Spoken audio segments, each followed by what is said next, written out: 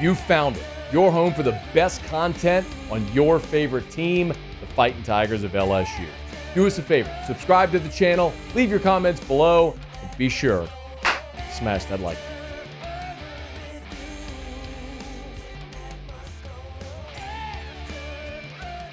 button. Brian Kelly noted on Monday that LSU has lost 3 road games against top 10 opponents.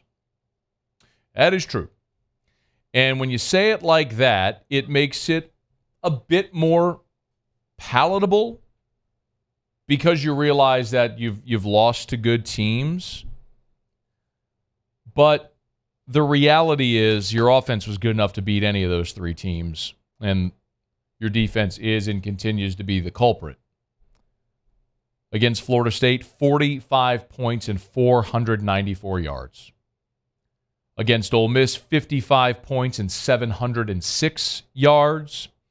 And against Alabama, 42 points and 507 yards.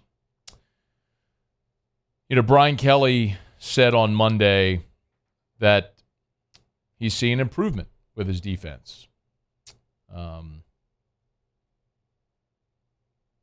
Probably read the room a little better than that, Brian. Not really the time to laud your defensive improvement when you go on the road and give up 507 yards, 42 points. You allow a quarterback to run for 155, to throw for over 200, and you basically waste the second greatest offense in the history of your program. That's a shame because you've wasted an all-time great offense. Your major goals are gone now just kind of as you clear the deck. You won't win the college football playoff. You won't make the college football playoff. You can't win the SEC. You won't win the SEC West and make it to Atlanta. Jayden Daniels no longer even has listed Heisman odds. So you lost a lot on that field Saturday night in Tuscaloosa.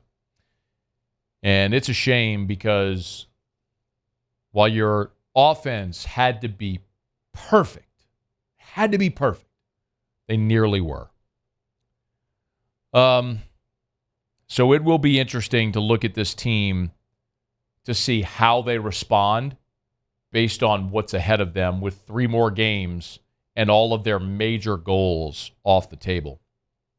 A couple of observations from the game on Saturday night. I'll start with the Dallas Turner hit just to get it out of the way. You didn't lose because of that play. You didn't lose because Jayden was knocked out of the game.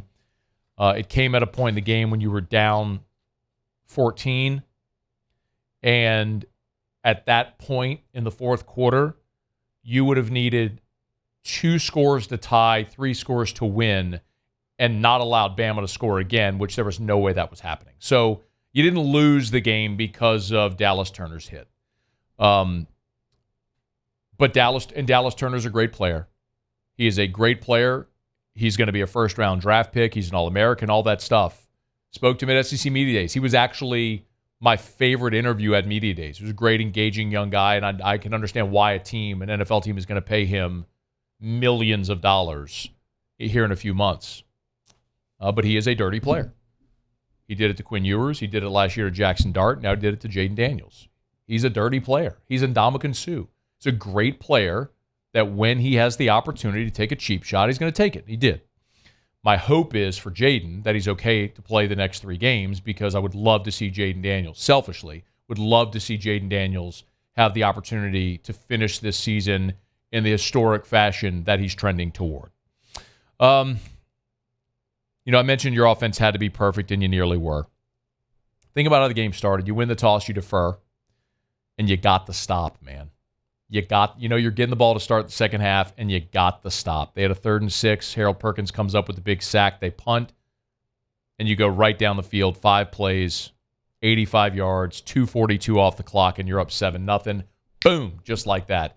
And at the time, I tweeted, it's going to be interesting to see how Bama responds here because it's very clear in their first drive what they were trying to do. They were trying to slow it down, play ball control, limit LSU's possessions. Well, LSU got the stop and then very quickly scored.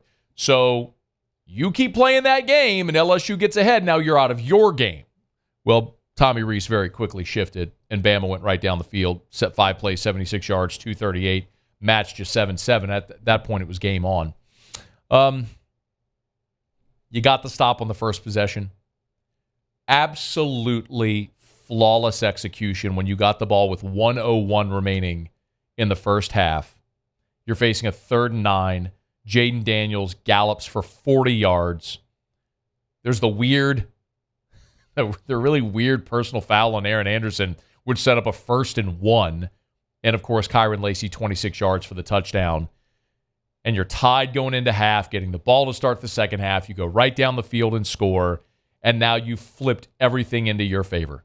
Now you have the lead. You have the possessions on your side. You're getting the extra possession in the half. Bama scored to tie it. And the whole feeling at that point is, all right, well, let's just go right back down and do it again. Right? They ain't stopping you.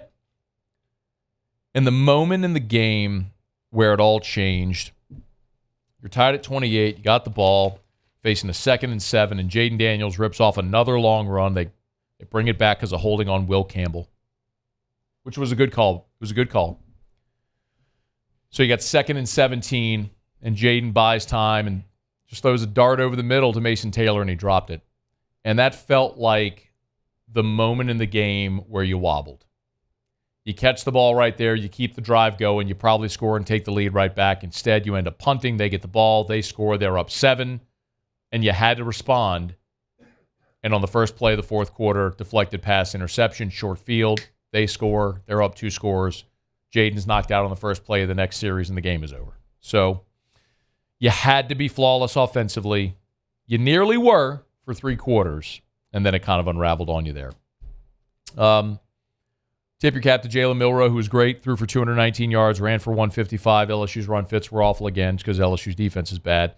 But it is interesting to hear from the Alabama perspective since Saturday about how this was sort of an unlock for the Alabama offense and how this is going to catapult Alabama forward back to the playoff and a championship run.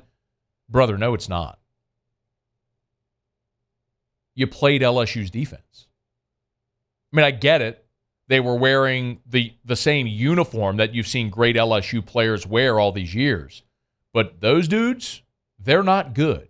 All week last week, people asked, Zy Alexander, Mekhi Wingo, what's it going to mean with them? Nothing. You were atrocious with them. You're atrocious without them. I'm not saying these guys aren't trying hard, playing hard, but they're poorly coached. They don't tackle well, and you're deficient in key spots. You decided to play coverage. You actually took away the deep ball from Milroe, but your front 7 was atrocious. Their run fits were bad, and you let the quarterback run all over you. 11 of 14. Alabama was 11 of 14 on 3rd down. 11 of 14. You needed 2 stops a half. You got it in the first half. You got the punt and the missed field goal. I mean, so much went your way. Will Reichert, who hadn't missed all year, SEC's leading scorer in history, Will Reichert, had not missed a field goal, missed 2 in this ballgame. You had so much go your way, but your defense wasn't even good enough to get 2 stops a half.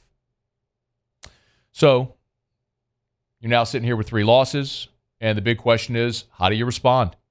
You got a bad Florida team coming in. LSU's a 2-touchdown favorite this weekend. Florida's coming off its worst loss of the year. Brother, I'm here to tell you. Florida, which is not a good team, had lost to some good teams, right? There's no shame in losing on the road at Utah. There's no shame in losing some of the conference games that they've lost. There's no shame in losing to Georgia. You lost at home to an Arkansas team that just fired its offensive coordinator and was riding a 6-game losing streak? That's a terrible loss. And now they're coming into Baton Rouge. What are you playing for? Is Jayden Daniels available? We're going to learn a lot Saturday about the culture Brian Kelly is trying to build. Y'all, there were too many Les Miles teams that lost to Alabama and then folded. 2014, you lost that overtime game to Alabama. The next week you go up to Arkansas, and you got walloped. Arkansas snapped like a 30-game SEC losing streak. It wasn't that big. I'm exaggerating. But it was like a 3-year SEC losing streak. Year later, you lose to Bama. The year you're number 2 in the CFP. You got Fournette running wild on everybody. You go to Tuscaloosa. Fournette runs 15 times for 30 yards. You get pummeled by Alabama. A week later, you're at home against Arkansas. And they destroyed you on your field because you felt bad for yourself. So what's the culture that Brian Kelly's trying to build? We'll find out on Saturday when Florida comes in. Because all the goals LSU had before the season, they all were taken off the table Saturday night in Tuscaloosa. Hey, thanks so much for watching. Please leave your comments. I love to interact. And be sure to hit the red subscribe button below.